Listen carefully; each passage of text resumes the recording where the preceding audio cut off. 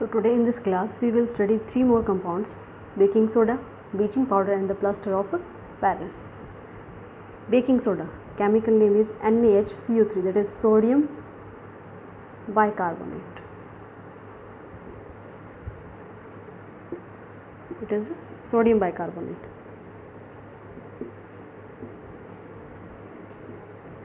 या फिर sodium hydrogen carbonate भी इसको बोलते हैं. उसके बाद है ब्लीचिंग पाउडर. ब्लीचिंग मतलब calcium oxy chloride. It is calcium oxy chloride. And another one is plaster of Paris, calcium sulphate semi hydrated. Half है ना यहाँ पे, सो it is semi hydrated. So first of all take the sodium bicarbonate, that is baking soda. As its name suggests, baking soda, it is used for baking purpose.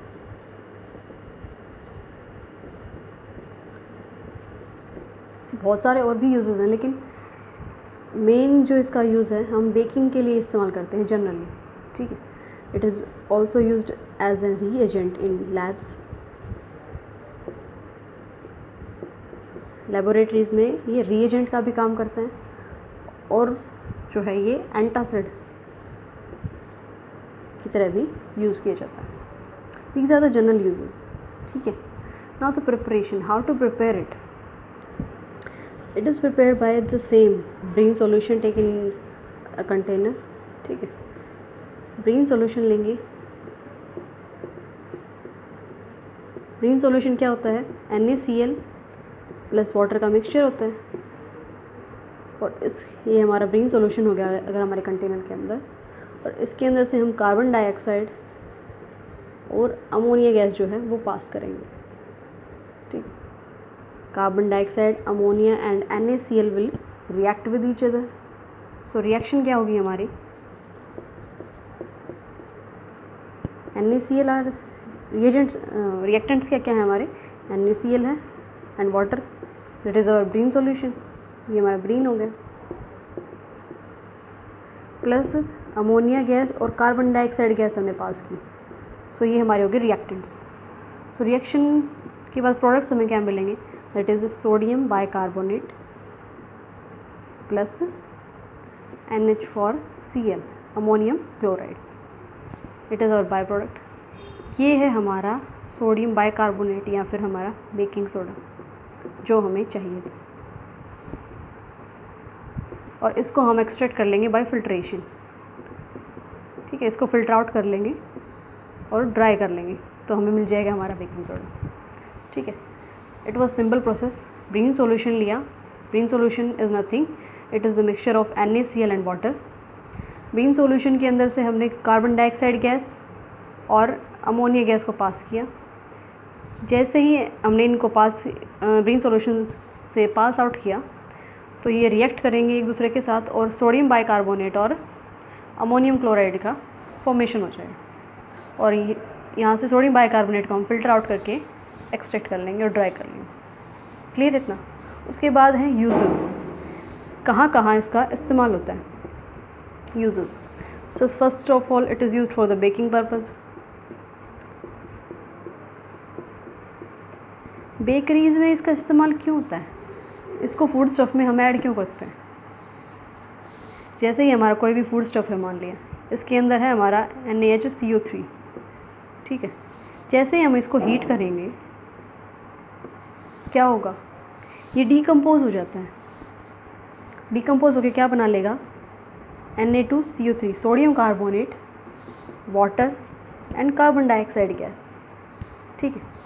ये carbon dioxide gas जब release होगी ना हमारे food stuff में से जैसे निकलेगी, इसके अंदर क्या है? Sodium bicarbonate. और कार्बन डाइऑक्साइड निकलते हुए क्या है?